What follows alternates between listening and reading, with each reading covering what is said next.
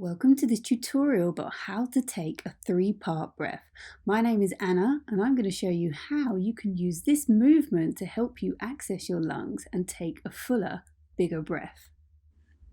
So here's a quick list of the benefits you can experience from taking a 3-part breath.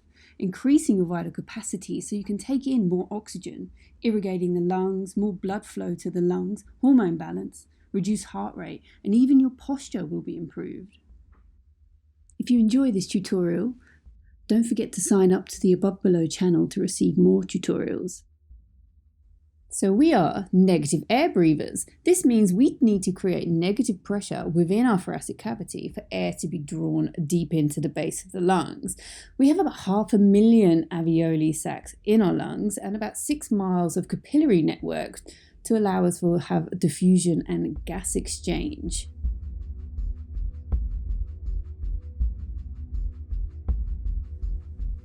Now trace your fingers down the front of the sternum and follow the lower edge of the rib cage as it reaches round to the back of the spine.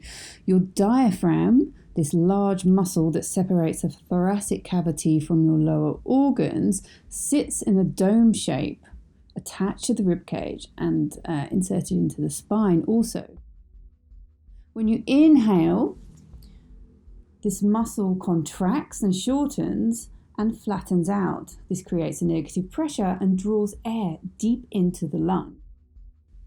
An important note to remember, all your stomach muscles work as an antagonist with your diaphragm, mainly assisting in the exhale. So to use your diaphragm fully, your stomach muscles need to be soft and relaxed, especially your abs. This is the first part of your diaphragmatic breathing or belly breathing. As the diaphragm flattens out, it pushes the organs and your intestines down a bit into your pelvic floor. This is why your belly may extend a little bit outwards. The diaphragm is so important. I want you to stop the recording and spend a few minutes with one hand on the upper chest and one hand just above your belly button, and just notice your breathing and see if you can allow the diaphragm to contract and draw air into your lungs. Okay, so let's move on to the second part of our 3-part breath. This is chest breathing, and you will notice your side bending muscles, the QL muscles, that are attached to your lower floating ribs and to the top of your hip bones also help anchor the ribs so the diaphragm is able to move down first before the ribs float outwards, with the intercostal muscles opening the chest to create a bigger space so more air is drawn into the lungs. Now let's use the hands to demonstrate and embody what's happening in the body as we inhale.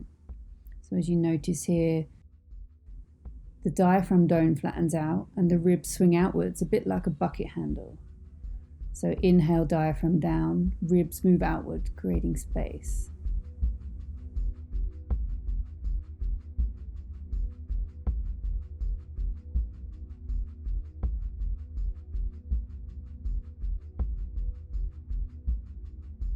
Now spend a few moments here with your hands placed over your rib cage and breathe a little bit deeper into the hands and notice the rib cage moving outwards. This is a bit more stimulating as you're engaging more muscles within the rib cage, your intercostals and your serratus anterior. But close your eyes and feel the ribs pushing into the hands. Now the final part of our 3-part breath is upper chest breathing, and this is helped by your neck muscles, your scalenus and your sternocoid and masculoid, which attach onto your collarbone where the top of your lungs begin. These muscles help lift the upper chest so you can fill the lungs with more air, and the sternum moves up at the joints a bit like a pump handle. Also under your sternum, you have your heart and some vital organs. So good posture is very important when you want to take a full breath. So chin up, tits out. Let's check our posture before we begin our full 3-part breath breathing exercise. So during this exercise, we're going to embody the movement, the passage of air by using the hands. So as you inhale, diaphragm drops down, ribs move out. Upper chest rises, upper chest lowers, ribs move in, diaphragm returns. Diaphragm pulls down, ribs float out, upper chest lifts, upper chest lowers, ribs move in and diaphragm returns.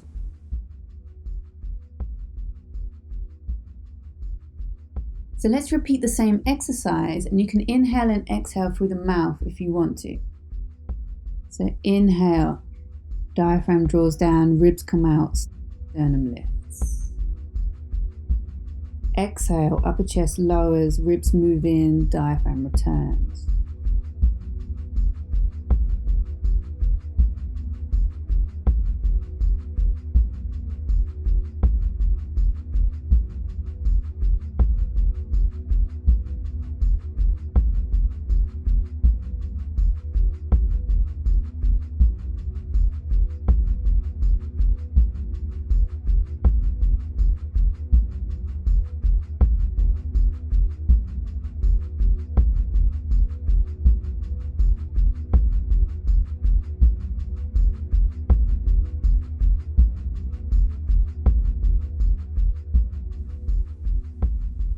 Now as you inhale, start to take the hands out bigger and higher to draw in more air and visualize this air circulating in.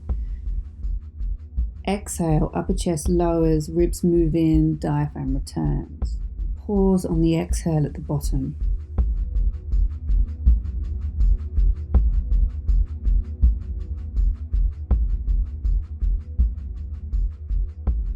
If you're feeling a little lightheaded, just stop and pause and take a few natural resting breaths. Remember, this is a dry training exercise to help you take a fuller breath in preparation for freediving or just general lung health. I hope you found this tutorial useful. So Om Shanti bitches, and I'll see you next time.